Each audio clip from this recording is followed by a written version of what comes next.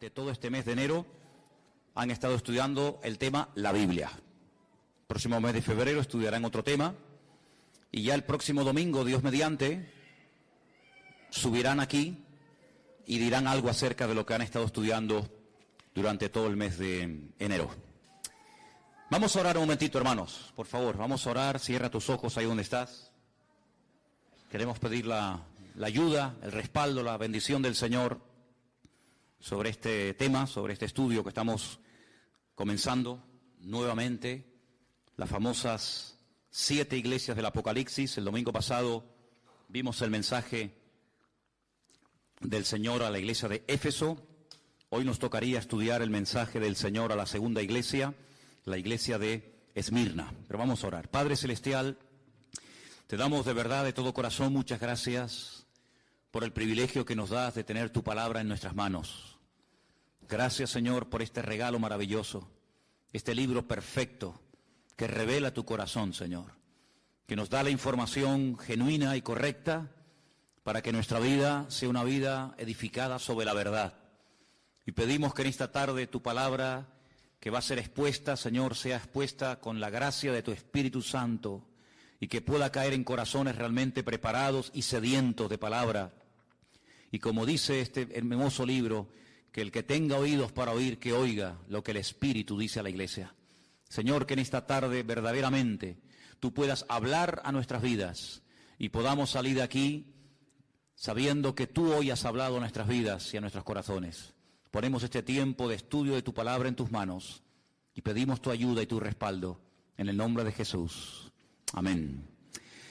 Vamos al libro del Apocalipsis, hermanos, por favor, y vamos a leer el mensaje del Señor a la iglesia de Esmirna. Capítulo 2 del Apocalipsis, por favor. Capítulo 2, del versículo 8 al versículo 11. Apocalipsis capítulo 2, del versículo 8 al versículo 11. Escríbele al ángel de la iglesia en Esmirna, el primero y el postrero, el que estuvo muerto y vivió, dice esto: yo conozco tus obras y tu tribulación y tu pobreza, pero tú eres rico, y la blasfemia de los que se dicen ser judíos y no lo son, sino sinagoga de Satanás. No temas en nada lo que vas a padecer. He aquí, el diablo echará a algunos de vosotros en la cárcel para que seáis probados y tendréis tribulación por 10 días. Sé fiel hasta la muerte y yo te daré la corona de la vida. El que tiene oído, oiga lo que el Espíritu dice a las iglesias. El que venciere no sufrirá daño de la segunda muerte. ¿Cuántos dicen amén? Gloria a Dios, gloria a Dios. Hemos dicho que el libro del Apocalipsis contiene la última y más amplia revelación acerca de la persona de nuestro Señor Jesucristo. Por supuesto que si lees los evangelios, Mateo, Marcos, Lucas y Juan, vas a encontrar muchísimos detalles y muchísimas cosas interesantes acerca de cómo hablaba, cómo predicaba, cómo bendecía y cómo ministraba durante sus años de ministerio. Pero el libro del Apocalipsis es fundamentalmente una revelación de detalles que no encuentras en ninguna parte de los evangelios más que en este libro sobre la figura de nuestro Señor Jesucristo. Así es que el apóstol Juan, que es el autor, el hombre que vivió más cerca del Señor Jesucristo que ninguna otra persona durante toda la historia del Nuevo Testamento, es una persona que casi ya está rozando los 100 años de edad. Lleva aproximadamente 70 años predicando el Evangelio. Conoció al Señor Jesucristo más o menos con 30 años de edad y ahora se encuentra en una isla, la isla de Patmos, una isla que tiene muy pocos kilómetros tanto de largo como de ancho, desterrado, dice él, por causa del Evangelio, por causa de la palabra de Dios. No está de vacaciones, no está de turista, sino que está condenado pues a morir de hambre, de sed, de frío o de soledad. Pero es allí, en medio de este caos, en medio de esta isla de piedra donde no hay prácticamente nada, donde el Señor Jesucristo se le presenta y lo primero que le dice es: no temas, no pasa nada, todo está bajo mi control. ¿Cuántos dicen amén? Es en esta isla donde él recibe la revelación de todo el libro del Apocalipsis, y el Señor le dice que lo escriba, que no aprenda de memoria, que no intente retener la cantidad, los miles y miles de detalles y visiones y sueños que él va a ver, sino que los escriba. Pero que los escriba no solamente para que él lo sepa, sino que este mensaje de una forma especial tiene que llegar a 7 iglesias que, como pusimos el otro día en la pantalla, ocupaban un área que hoy en día ocupa el país de Turquía.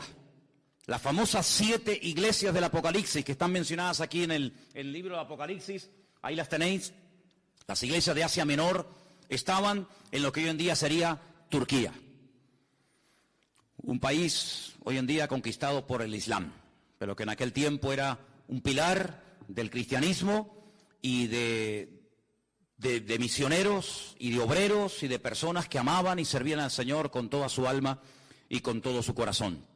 La semana pasada vimos lo que el Señor le dijo a la iglesia de Éfeso.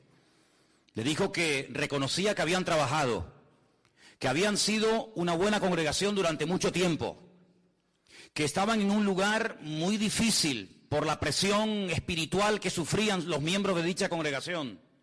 Una iglesia que realmente fue una joya durante mucho tiempo, fue una iglesia madre que produjo otras congregaciones hijas, que son estas.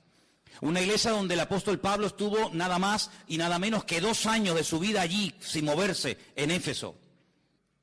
Una iglesia que empezó con 12 personas, pero terminó con miles y miles de miembros.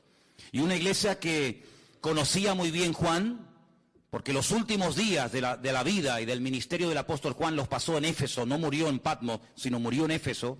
Y fue allí donde vivió también con la madre de nuestro Señor Jesucristo, con María, ¿verdad? Porque él recibió el encargo de cuidarla cuando el Señor Jesucristo moría en la cruz.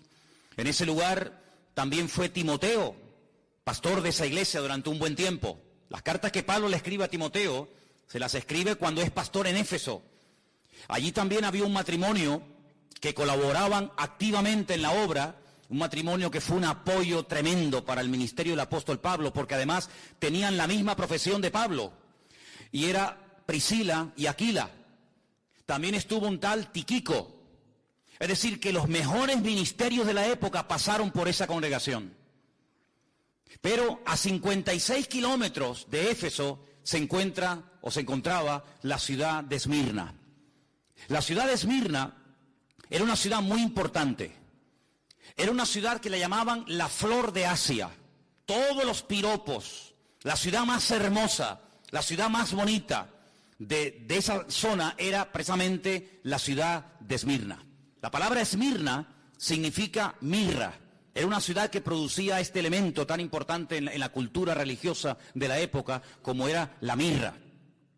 Era una ciudad donde se cree que aproximadamente vivían más de 250.000 personas.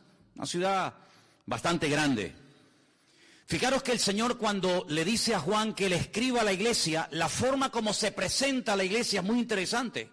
Dice en el versículo 8, el primero y el postrero, el que estuvo muerto y vivió. Y esto no es casualidad, porque la ciudad de Esmirna fue fundada en el siglo XII antes de Cristo. Pero los lidios, no los libios, los lidios con D, la destruyeron completamente. Pero ustedes saben que Alejandro Magno, que tenía 4 generales muy importantes que tienen que ver mucho con la profecía del libro de Daniel, uno de ellos se llamaba Lisímaco, y decidió resucitar de los escombros a la ciudad de Esmirna. Después de 400 años de permanecer destruida, este general griego decidió volver a reconstruir la ciudad de Esmirna. Sí, una ciudad que estuvo muerta durante 4 siglos, pero que cuando Juan le escribe esta carta era una ciudad hermosa y activa y comercial y una ciudad muy importante. Por eso el Señor se presenta a la iglesia como el que estuvo muerto, mas he aquí que vive por los siglos de los siglos, amén. Como ustedes, ciudadanos de Esmirna, estuvieron muertos, esta ciudad no existía y nadie hablaba de ella y no había vida, ni había jóvenes, ni había nada, pues ahora esta ciudad ha resucitado. Exactamente igual el Señor hace con la iglesia de Esmirna. Yo estuve muerto, intentaron destruirme, pero aquí que estoy vivo otra vez. Por esa razón el Señor se presenta de esta manera a esta iglesia.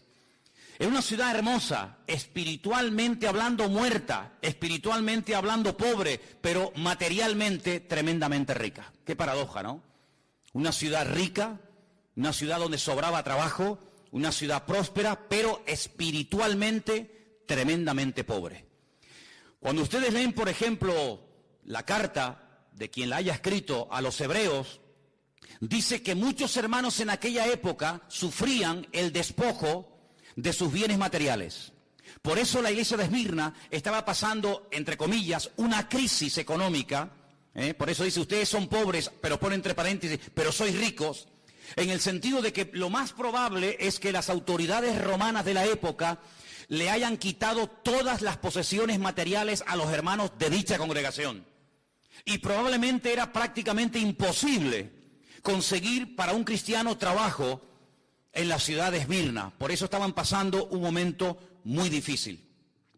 Pero no solamente en esta ciudad había estos problemas, sino que además en esta congregación el Señor les da una palabra de advertencia. Es una de las pocas iglesias de las 7, es una de las pocas congregaciones que no recibe, digamos, una palabra de exhortación para corregir el rumbo, en el sentido de que hay falsa doctrina, enfriamiento del amor o falsas profecías. No.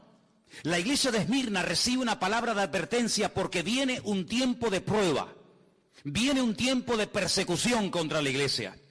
Y como el jueves nos predicaba Anderson en el mensaje acerca del Espíritu Santo, una de las 27 funciones diferentes del Espíritu Santo en la vida de un creyente y de una congregación, una de ellas es que Él nos recordará lo que Él nos ha enseñado, Él tomaría de Cristo y le glorificaría, y Él nos haría saber lo que ha de venir. En otras palabras, la iglesia de Esmirna tenía que estar preparada antes de y no después de. El Señor Jesucristo les dice a través de este mensaje que vienen 10 días de persecución. Ahora, no es algo literal. Hay un estudio muy interesante, que es el estudio de la numerología, gematría en hebreo, que tiene que ver con todos los números que aparecen en la Biblia. Aparecen muchísimos números. El número 10 no es un número literal en el sentido de que van a venir 10 días de persecución, sino es como una forma de decir, viene un periodo de tiempo, más o menos corto, de persecución. Pero en vez de decirlo así, dicen, vienen 10 días de persecución a la iglesia. Pero no es que sean 10 días, lunes, martes, miércoles, jueves, y ya está, no. Sino es un periodo corto de tiempo. Eso es lo que significa, vienen 10 días de persecución. El discípulo más aventajado, el discípulo más importante de todos los que tuvo el apóstol Juan, fue un tal Policarpo. No me va a dar tiempo y no voy a hablar de Policarpo porque no tengo tiempo de hacerlo, pero yo les pediría a ustedes, en internet tienen todo lo que quieran, lean todo lo que puedan de este gran varón de Dios. Policarpo fue uno de los pastores de esta iglesia. Fue muerto en la hoguera en el año 156 después de Cristo. Él era miembro de la iglesia de Esmirna. Simplemente un pequeño detalle. Cuando lo llevaron para prenderla en la hoguera y habían puesto la hoguera encendida para meterlo dentro y le dijeron, te damos la última oportunidad. Si reniegas de Cristo, si te retractas en cuanto a tu fe, te libras de la muerte. Y él dijo, no hace falta que me lleven a la hoguera, porque durante más de 80 años he estado sirviendo al Señor, jamás se ha portado mal conmigo y en el último momento de mi vida no le voy a renegar. Y dice que él salió corriendo y se metió dentro de la hoguera y de esa manera dio su vida por el Señor. Y esto fue en la famosa ciudad de Esmirna, la iglesia donde Policarpo asistía. Así que cuando leemos en el versículo 10 que viene tiempo de prueba, que viene tiempo de persecución a la iglesia no podía decir, es que no sabíamos nada. Yo nunca me olvidaré cuando un día, no sé cómo ni quién lo hizo, recibimos un correo, y fue un correo que muchas iglesias recibieron, de un pastor sirio.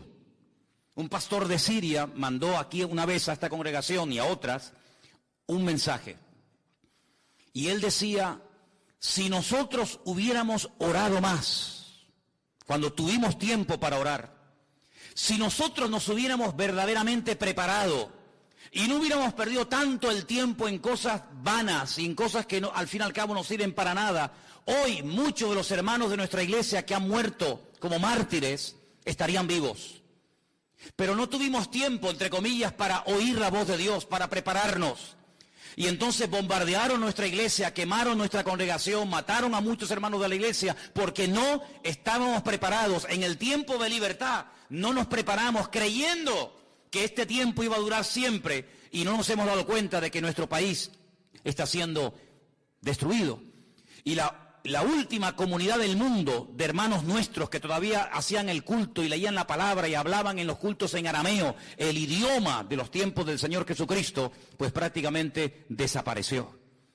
Y me venía esto a la mente porque el Señor lo que hace a través de su siervo Juan es decir a la iglesia, prepárense hermanos, que vienen tiempos difíciles, que vienen tiempos de tribulación, que vienen tiempos de prueba, pero no temáis. Como diciendo, todo está bajo control.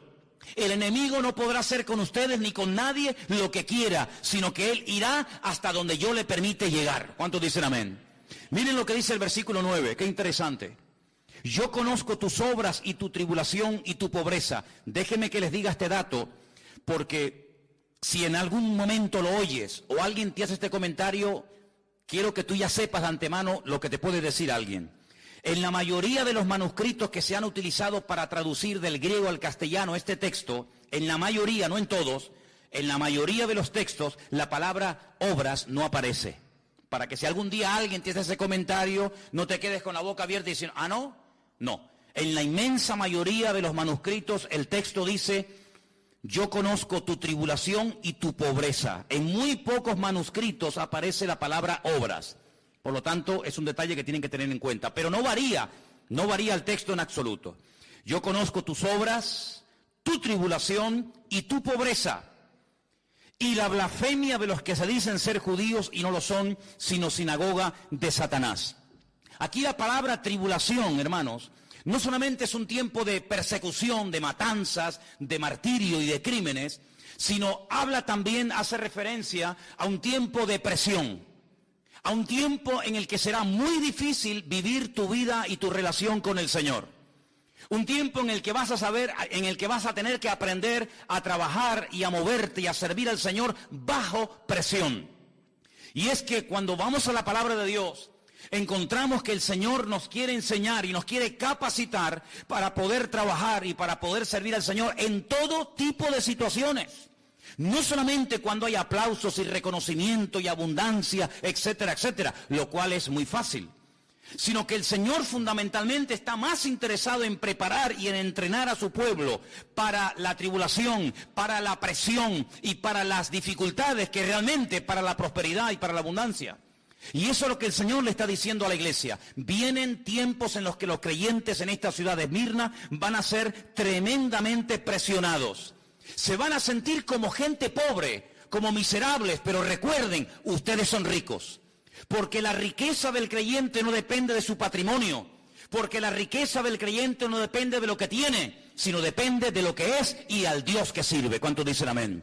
Por lo tanto dice, ustedes se sienten como pobres. No tenemos dinero, no tenemos mucho poder adquisitivo, no tenemos muchos recursos económicos, pero olvídense de eso. Vuestra riqueza no es lo que tenéis, vuestro patrimonio, que nadie os puede quitar, dicho sea de paso, es la presencia y la gloria del Señor en vuestras vidas.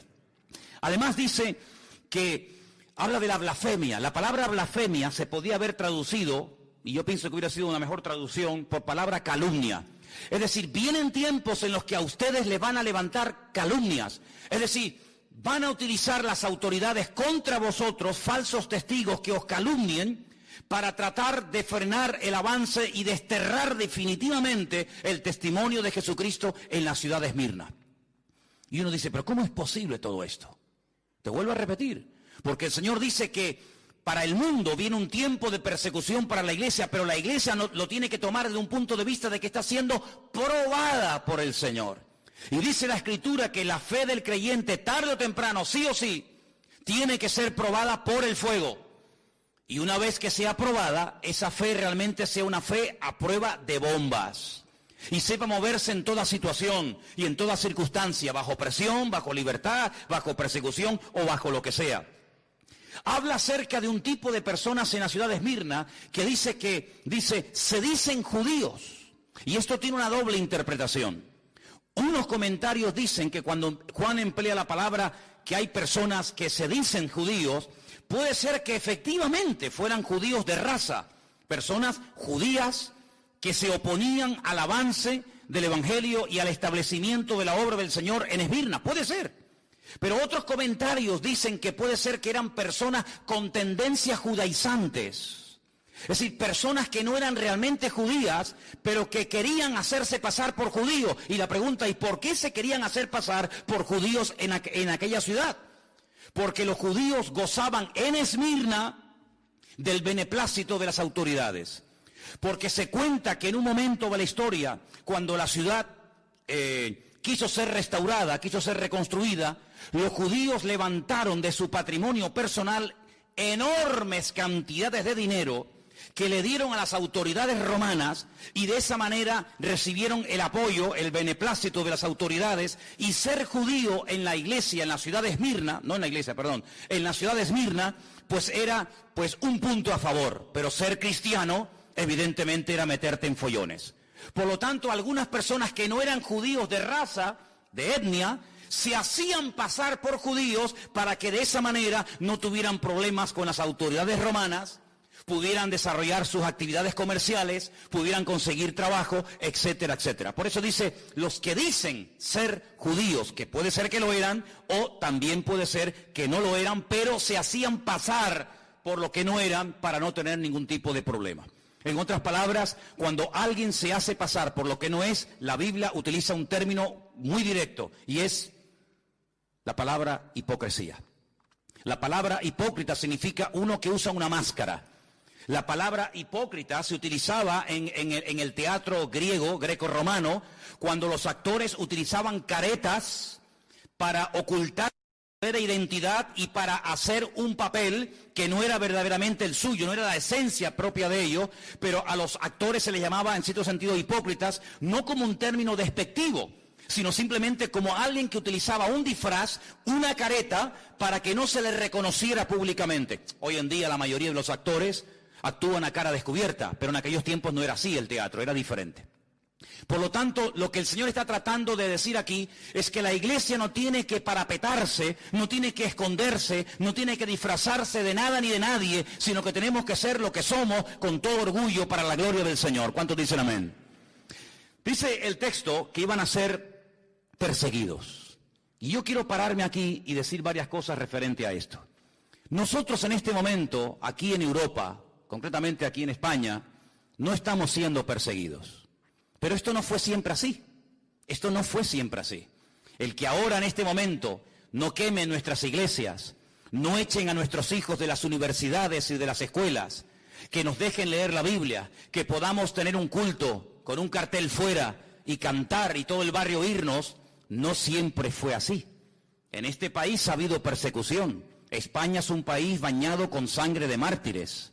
España es un país donde han muerto miles de creyentes por la causa del Señor Jesucristo y por el Evangelio. No siempre fue permitida la lectura de la Escritura. Nosotros somos el resultado y el producto de muchos hermanos que pagaron un precio altísimo para que hoy en día nuestra juventud y nuestros niños, y nosotros incluidos, podamos disfrutar de esta libertad. Pero no siempre fue así, queridos hermanos. Y es que si tú estudias la historia de la iglesia desde que nació prácticamente hasta el día de hoy, la iglesia siempre en algún momento de la historia ha sido perseguida. Tenemos ahí en el tablón de anuncios de la iglesia, yo les pediría que después se acerquen y lo vean, los países donde en este momento están nuestros hermanos sufriendo terribles persecuciones. Sin lugar a dudas, de todos los países que en este momento hay persecución, el más el más complicado, el más difícil, donde realmente es un peligro el ser creyente, es en Corea del Norte. Es el país donde más persecución hay en este momento contra la iglesia. Pero, por ejemplo, en China, hasta hace muy poco tiempo, la persecución contra los cristianos ha sido horrorosa durante años, durante décadas, ¿verdad?, del régimen comunista.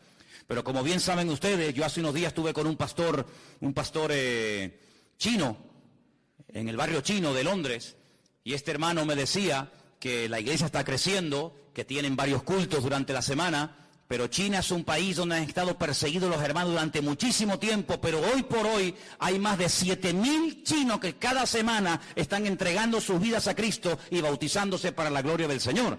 Es decir, que donde más los han perseguido es hoy por hoy donde más está creciendo y extendiéndose el Evangelio. ¿Cuántos dicen amén?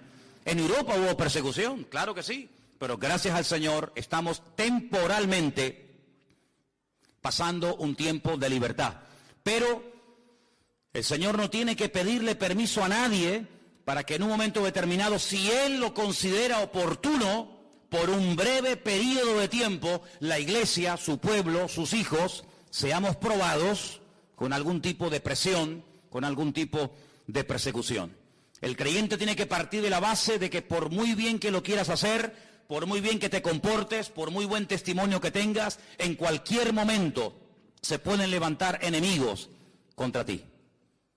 El apóstol Pedro es muy claro cuando habla a los hermanos que están siendo perseguidos en aquella época y le dice: hermanos, por favor, no sorprendáis del fuego de la prueba que os ha sobrevenido, como si alguna cosa extraña os aconteciese.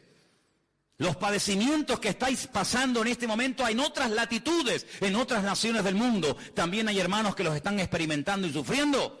Por lo tanto, si en algún momento nos enteramos, o tú mismo, en la familia, en el trabajo, en la universidad, o donde sea, te sientes presionado, perseguido, cuestionado, etcétera, no te sorprendas, va en el paquete, va incluido que en un momento determinado, sin necesidad de pedirte permiso, Dios te puede poner a prueba en este área de tu vida si Él lo considera oportuno.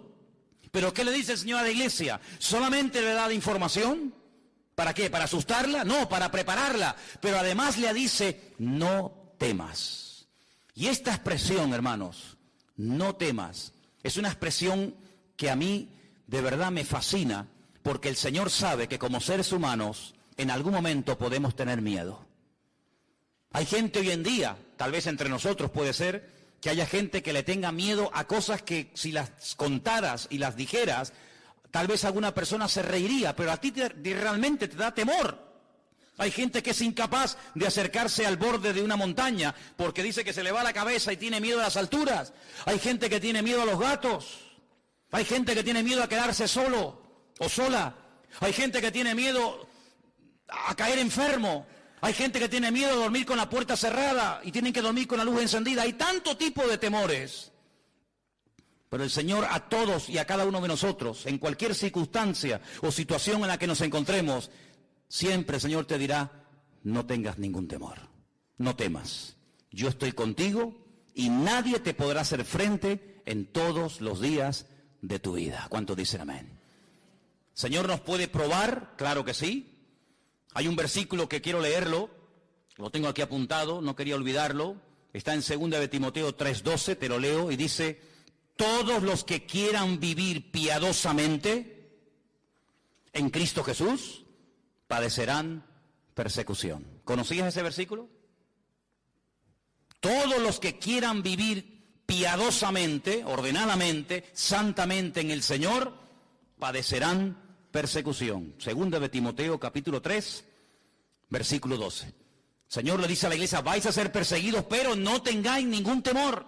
Y le dice: sigan siendo fieles. Esa expresión, cuando le dice sean fieles, en el texto original dice sigan siendo fieles. No es que a partir de ahora vais a ser fieles, no, hasta aquí habéis sido fieles, pero cuando venga la persecución, seguid perseverando en vuestra fidelidad. Y hermano, es que hay un ingrediente, hay una asignatura que no puede ser en nuestras vidas, una asignatura pendiente, y es la constancia en el Señor. Imagínense la cantidad de gente que hemos conocido en todos estos años, me doy cuenta que hay mucha gente que empieza bien, se animan, comienzan a leer la Biblia, comienzan a venir a los cultos, comienzan a interesarse por las cosas del Señor, pero hermano, eso está muy bonito y está muy bien. Pero aquí lo importante no es tener una buena temporada, aquí lo importante es ser fiel, como dice aquí, hasta la muerte. ¿De qué sirve que leas durante un mes todos los días la Biblia y te levantes temprano a orar, si luego al mes siguiente no sabes ni dónde dejaste la Biblia y ya ni siquiera te acuerdas del Señor ni de orar? No quieras correr y abarcar demasiado en poco tiempo. Sed fieles y constantes hasta la venida del Señor, dice la Escritura. Estad firmes y constantes creciendo en la obra del Señor siempre. La Biblia apela continuamente a la fidelidad, a la constancia, a la perseverancia, un día y otro día, sin afanarse, sin preocuparse, sin ningún temor, sin ninguna preocupación, sino dependiendo el minuto a minuto, el día a día de la presencia de nuestro Dios. Vienen tiempos difíciles, vienen tiempos de prueba, vais a ser probados, pero no temáis, sed fieles, aprender a perseverar. Y es algo muy interesante ver que en la iglesia, en la ciudad de Esmirna, se levantaron todo tipo de calumnias y todo tipo de acusaciones contra los hermanos. Leyendo esto y preparándome para este mensaje, descubrí que las 5 cosas que utilizaban las autoridades de la ciudad de Esmirna contra los hermanos eran estas. Se les acusaba de ser desleales al César de Roma. Al César de Roma se le llamaba Kairos. ¿Qué te parece? La palabra Kairos se traduce por señor, pero no es señor José, señor Antonio, señor Jorge, señor Juan, sino Kairos es el Adonai, es la máxima autoridad, ¿verdad? Cuando el Nuevo Testamento se escribió, que se escribió en griego, el apóstol Pablo, en una de sus cartas dice que si confesamos que Cristo es el Kairos, el Señor, la máxima autoridad, seremos salvos. El César de Roma era el que tenía este título, la máxima autoridad, el Señor. Por lo tanto, había que ofrecerle pleitesía, había que postrarse delante de un busto, delante de una estatua del César de turno, cuando pasabas por delante de él. Los cristianos se negaban rotundamente a adorar como si fuera un dios al César de Roma. Los cristianos estaban dispuestos a morir antes de doblar sus rodillas y adorar al César como si fuera un dios. Eso fue lo que le dijeron a Policarpo en el 153 después de Cristo. ¿Pero qué más te da? Di que el César es el Kairos, que es el Señor, y después te vas a tu casa y aquí no ha pasado nada. Pero él dijo, bajo ningún concepto, el Kairos, mi autoridad y mi Señor no es un hombre, es mi Señor Jesucristo. ¿Cuántos dicen amén? Por eso eran acusados de ser gente peligrosa, de ser gente desleal a las autoridades de la época, nada más lejos de la realidad. Segunda calumnia o acusación, que era gente inmoral y practicaban el canibalismo. Y tú dices, ¿cómo se puede acusar a un cristiano de ser un caníbal? Porque resulta que cuando llegaba el momento de partir el pan y el vino, esas reuniones que se llamaban en aquella época ágapes, donde había coinonía, donde había comuniones, eran a puerta cerrada. Sí, hermano, sí. Eran a puerta cerrada, no podían entrar gente que no fuera realmente miembros de la congregación, no podían entrar visitas, no podían entrar inconversos. Los ágapes, cuando se repartía el pan y el vino, aquel pacto, aquel nuevo pacto, donde el Señor dijo, el que no come mi carne y el que no bebe mi sangre, y sabemos que es algo metafórico, de ahí que tenemos que estudiar hermenéutica, ¿verdad? No puede ser mi discípulo, no puede formar parte de mi familia, pues había extendido la idea de que hacían actos de canibalismo y comían carne humana y bebían sangre de seres humanos por las malas palabras traducidas o interpretadas del Señor Jesucristo. Y decían que esos actos eran como lo que hacían los romanos, orgías y lugares de promiscuidad sexual, y los acusaban de eso. Tercera calumnia o acusación, los acusaban de ateos, como si fuera un delito ser ateo. Pero como no eran politeístas, como no adoraban a Afrodita, ni a Apolos, ni a Júpiter, ni a ninguna divinidad de la época, sino que adoraban a un solo Dios y que encima no se le podía representar en forma de hombre o de mujer, los llamaban ateos, personas peligrosas, porque eran personas en contra de la religión establecida de la época. Los acusaban de incendiarios. Ahora pueden entender por qué Nerón les echó la culpa a los romanos de haber prendido fuego a Roma, lo cual no fue cierto, que lo hicieron los cristianos, sino fue él. ¿Por qué? Porque en los cultos se hablaba mucho acerca del infierno. Se hablaba mucho acerca de las llamas eternas del fuego del infierno. Y entonces les acusaban de que esta gente algún día le prendería fuego a las fortalezas romanas, a los templos romanos y a las ciudades romanas y las terminarían destruyendo. Y finalmente los acusaban de romper familias. Es decir, el Evangelio a veces distancia y separa miembros de la familia. Seamos sinceros. La Biblia nos enseña que a veces cuando una persona se convierte, tus familiares por un tiempo, no siempre, pero por un tiempo, pueden llegar a convertirse en tus peores enemigos. Cuando yo me convertí y comencé a asistir a una pequeña congregación en Las Palmas, había una chica que se había convertido, que había sido drogadicta y había practicado un tiempo la prostitución. Y su padre delante de mí le decía: prefiero verte otra vez drogándote y prostituyéndote que yendo a esa iglesia a adorar a ese Dios y juntándote con esa gente. ¿Y cómo un padre le puede decir eso a una hija? Pues se lo decía, hermanos. Y a veces cuando tú te conviertes al Señor con toda la alegría, ¿verdad? Y con todo el gozo del mundo que conlleva el tener a Cristo en tu vida, vas a tu hermano, a tu sobrino, a tus hijos, a tu padre, a tu madre, a tu marido, y resulta que se te vuelven en contra. Y tú dices: pero ¿cómo puede ser esto? Te vuelvo a repetir, va en el paquete, no te sorprendas. Todos, o la mayoría de los creyentes que hemos aceptado al Señor, que no hemos nacido en hogares, entre comillas, de cristianos practicantes, como lo que consideramos hoy en día, hemos tenido que pasar por esas tribulaciones y por esas pruebas. Pero, ¿qué dice la Biblia? No temas, persevera, sé fiel hasta la muerte y el Señor te dará la corona de la vida. ¿Cuántos dicen amén? Hay un salmo muy bonito que dice: Señor, dame fuerzas para que no claudique y mi enemigo se ríe de mí diciéndome: ves, lo logré vencer. Así que mentalízate de que hay ojos, hay familias, hay amigos, hay vecinos, hay compañeros de trabajo que te observan, que te estudian, que te analizan y están esperando el más mínimo fallo para enseguida tirarse encima de ti. Por eso tienes que buscar más que nunca al Señor, porque la vida cristiana no se ha diseñado para vivirla herméticamente en una burbuja que nadie se entere. No somos espías del reino de Dios, somos testigos del reino de Jesucristo. ¿Cuántos dicen amén? No hacemos las cosas a escondidas, sino que somos luz y sal de la tierra y queremos que todo el mundo y las puertas de nuestra iglesia estarán siempre abiertas para que cualquier persona en cualquier momento pueda venir y grabar y filmar y sacar fotografías y hacer lo que quieran, porque no nos ocultamos, porque no tenemos ningún temor de decir: somos hijos del Rey de Reyes y Señor de los Señores, y no nos avergonzamos del Evangelio, porque el Evangelio es poder de Dios para salvación. ¿Cuántos dicen amén?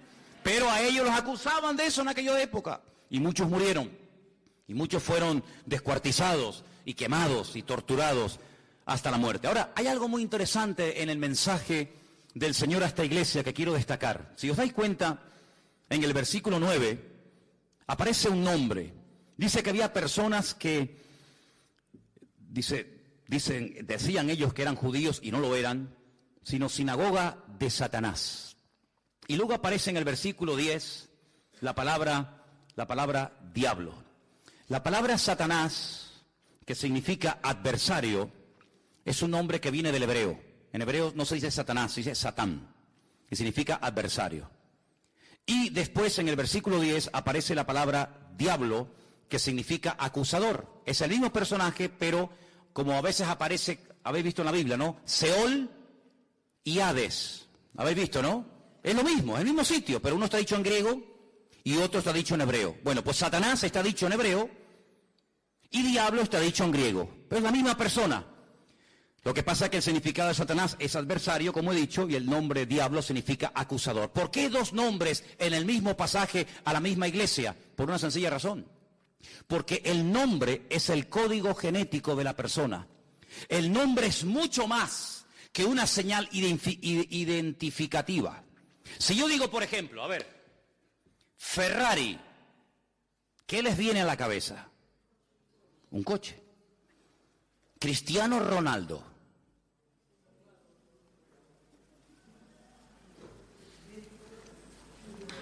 ¿Sí o no? El nombre conlleva muchas cosas, mucho más que simplemente decir este es Juan, este es Pedro, este es Antonio. En la Biblia, la palabra nombre es Shem. Quédense con eso. Shem. La palabra alma es Neshama. Shem, Neshama. Nombre, alma.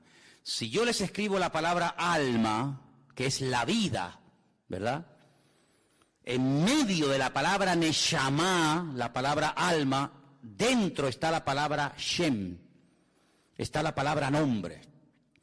Cuando el Señor trataba con mucha gente a lo largo de la historia, había momentos, no siempre, había momentos en los que le cambiaba el nombre a la persona. Porque el nombre es como una especie de código genético, es una especie de esencia que se revela a través del nombre. Cuando vieron en un parto que un niño salía y que el otro, que era gemelo, la agarraba por el talón, por el calcañar, dijeron en ese momento, ¡ay, mira, es un Jacob! Es un suplantador, es uno que quiere salir primero y agarra al hermano por el pie. Y le pusieron Jacob. Porque es uno que quiere suplantar, no quiere salir el primero, pero el hermano se le adelantó. Ya dije una vez que en la cultura hebrea el tema de los gemelos se explica con una botella. Si en una botella de cuello muy estrecho metemos una piedra y después volvemos a meter otra piedra, ¿qué piedra sale primero? ¿La primera que metió o la segunda? La segunda. Entró una piedra, se fue al fondo, metí otra piedra y se quedó encima de la piedra anterior. Luego la segunda que entró sale la primera y la primera que entró sale la segunda. Así se explica en hebreo el tema de los gemelos. El primero en ser fecundado sale el segundo y el segundo fecundado sale el primero. Jacob quería salir el primero y le agarra el tobillo a su hermano y le dijeron suplantador. Por eso la característica fundamental de la vida, de la esencia, de la personalidad de este personaje era que él siempre quería lo del otro. La bendición de mi hermano la quiero yo. El mejor lo quiero yo. Él siempre quería ir el primero. Cuando el Señor trata con él y le dice, es que así no puedes ir por la vida, porque el fin no justifica los medios, yo te voy a cambiar el nombre y nunca más te llamarán suplantador. Hay otro camino, hay otra forma, otra conducta en la vida que no es ni la mentira, ni la manipulación, ni la tergiversación, ni nada por el estilo, sino es un camino de obediencia, es un camino de santidad. Si tú quieres conseguir todo a lo bruto, puede ser que lo consigas, pero nunca podrás decir que fue el Señor el que te lo dio, sino fue tu fuerza, tu sabiduría, tu experiencia. De ahí que el Señor le diga al pueblo de Israel, cuidadito, cuando entréis en la tierra prometida, en la tierra de Canaán, cuidado que comiencen los rebaños a reproducirse y las cosechas a ser abundantes. Tengan mucho cuidado, no sea que caigan en el error, en la trampa de decir, mi fuerza, mi poder, mi sabiduría ha producido este imperio. No, Señor, ten mucho cuidado, porque antes de la caída es la altivez de espíritu y la soberbia. Como tú creas que el que suple tu necesidad es tu trabajo, eres hombre muerto, amigo. Como tú creas que tu experiencia y tu sabiduría es la que te ha ido abriendo camino en la vida, te estás atribuyendo la gloria a ti y se la estás robando al Señor. Lo que tienes, o se los atribuyes al Señor y nadie te lo puede quitar, o como tú te atribuyas la gloria, ten cuidado que lo que tanto sacrificio te costó conseguir, mañana cualquiera te lo puede quitar. Lo que Dios da, nadie te lo quita, pero lo que tú dices que tú has conseguido con el sudor de tu frente y con tu trabajo, ¿no os dais cuenta que Adán tenía que vivir del sudor de su frente? ¿Pero el creyente tiene que vivir del sudor de su frente? Dice, sí, no, Señor. Adán tenía que vivir del sudor de su frente porque tú te has desconectado de mí. Yo te di el paraíso, yo te di lo mejor y tú te has desconectado de mí, por lo tanto a partir de ahora te buscas la vida. Eso es lo que significa en versión Manolo Sierra, ganarás el pan con el sudor de tu frente. ¿No me quieres? Búscate la vida. A partir de ahora vas a comenzar a sudar. Conmigo no ibas a sudar nunca. A partir de ahora cuando sudes vas a decir, madre mía, ¿cómo cuesta sacar estas patatas? ¿Cómo cuesta conseguir este trabajo? Claro, pero cuando vamos al Nuevo Testamento, encontramos que el modelo que Cristo nos enseña es otro. Dice, el justo por la fe vivirá. Tú eliges. ¿Quieres sudar la camiseta y tú ser el que consigue las cosas de la vida? Adelante, amigo, no hay ningún problema. Pero si quieres te enseño otro modelo de vida. Y es depender del Señor. El pan nuestro de cada día, dánoslo hoy. Al fin y al cabo, ¿qué es más difícil? ¿Vivir por tu esfuerzo personal o vivir por fe? Bueno, habrá respuestas para todo. Pero cuando vamos a la palabra de Dios, nos encontramos que el Señor lo que quiere es que aprendamos a depender de Él, que nos conectemos a la fuente. ¿Y la fuente quién es? Nuestro Señor Jesucristo. ¿Cuántos dicen amén? Dile al que está a tu lado, ¿cómo quieres vivir tú? ¿Como Adán o como Cristo? Tú decides, amigo.